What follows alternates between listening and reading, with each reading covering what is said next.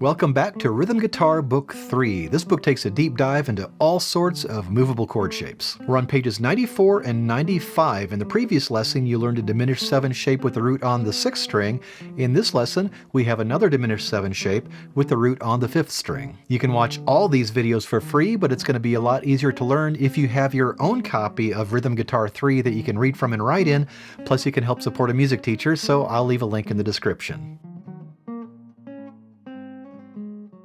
On top of page 94, we have a new shape, this diminished 7 shape, with the root on the 5th string. This is played with fingers 3, 1, 2, and 1. So finger 1 is barring strings 2 through 4, and we're muting the 1st string and the 6th string. You may have noticed that this new diminished 7 shape is identical to the C minor 6 shape. I'll explain why, so we're going to get into a little bit of music theory here. If the music theory bores you, just skip ahead a little bit. So these chords are identical except for one note, the G in the C minor 6 and the G flat as part of the C diminished 7. When you play this particular chord form, that one note that's different is taken out. The C minor 6 shape contains the C, E flat, A, and another C. There's no G in it. And this diminished 7 shape, same thing, there's no G flat in it. So you can use this chord form for either a minor 6 or a minor 7 chord, and then what makes it sound like a minor 6 or minor 7 depends totally on context, the chords that are before or after it. Because the root of this chord is on the 5th string, we use our 5th string to navigate. So even though my first finger is over here, I'm going off of the 5th string with my 3rd finger in this case. So that would be a C diminished 7. If I move it up, so maybe my root is on this E flat, it's an E flat diminished 7. At the top of page 95, we have number R121, this major chord progression exercise. It includes this new diminished 7 shape. We begin with a C6, using the C6 shape. That is with the root on the 5th string, 3rd fret. Then we have a C sharp diminished 7 with our new diminished 7 shape. That is also with the root on the 5th string. That'll be up 1 fret with the new shape. Then we have a D minor 7 using the C minor 7 shape. So again, the root is on the 5th string, this time at the 5th fret. Then we have a G7 using the E7 shape. That's with the root on the 6th string. So that'll be at the 3rd fret using the E7 shape. And then to a C6 again. So C6, C sharp diminished 7, D minor 7, G7, and C6. And you're going to be doing that same move every line, just with a different set of chords. So for the D6, we would just take it up 2 frets from where the C6 was, and do that same move. D sharp diminished 7, root at the 6th fret, E minor 7, root at the 7th fret, A7, root at the 5th fret, back to the D6. Move up 2 more frets to find yourself on an E6, F diminished 7, F sharp minor 7, B7, back to E6, and G flat 6, that's going to be 2 frets higher,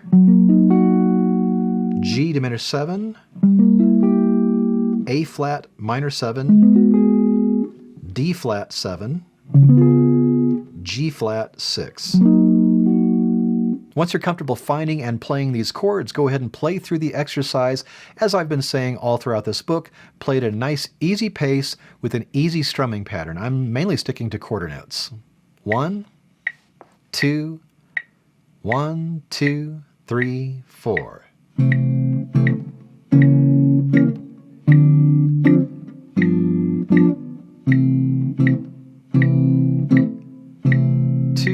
Frets higher. 2,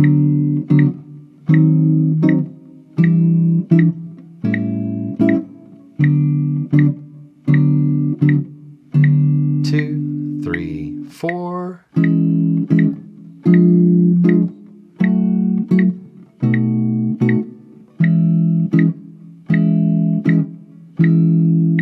Last line.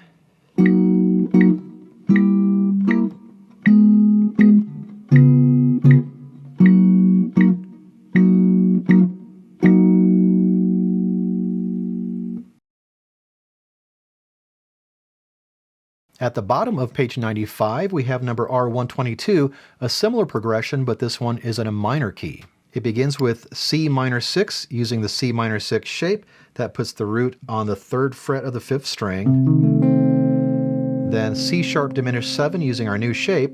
Now because the minor 6, or this particular minor 6, and your new diminished 7 chord have that same shape, you can just take that same shape, move it up 1 fret higher for your C sharp diminished 7, D minor 7 flat 5 using the C minor 7 flat 5 shape. So the root would be, if we were to play it, the root is at the 5th fret on the 5th string. Remember, for this one we're playing the flat 5, so we take that root out, we play the flat 5 instead. That's going to be 1 fret lower on the 5th string. But for navigation, kind of try to keep track of where your root is if you were to be playing it. And then we have a G7 using the E7 shape. That is with the root on the 6th string at the 3rd fret. And then we go to a C minor 6 again. Just like the other exercise, we're going to take that 2 frets higher to a D minor 6, 5th fret, D sharp diminished 7, so just move that shape 1 fret higher, E minor 7 flat 5. Keep track of where your root would be if you were to play it at the 7th fret, but you're going to play that flat 5, and then an A7, root on the 5th fret, 6th string, and then back to a D minor 6.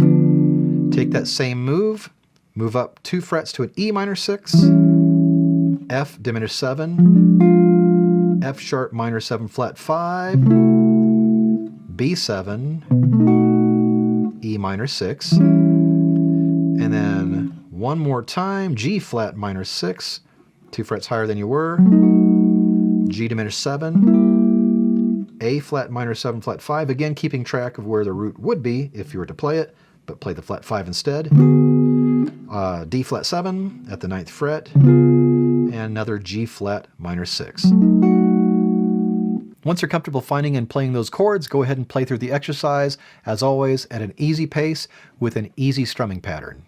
1, 2, 1, 2, 3, 4.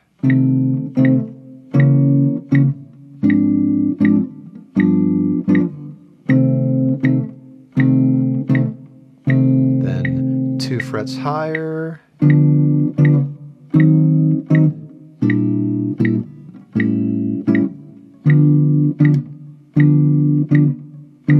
2, 3, 4.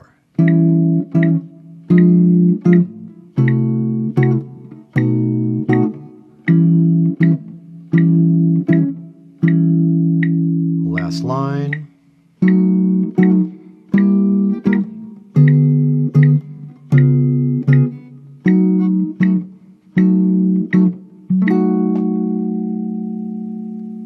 Your assignment is to practice the exercises on page 95. And don't forget to order your own copy of Rhythm Guitar 3. The link is in the description. Take your time with this, and then when you're ready, I'll see you on page 96. We're going to cover 2 augmented triad shapes.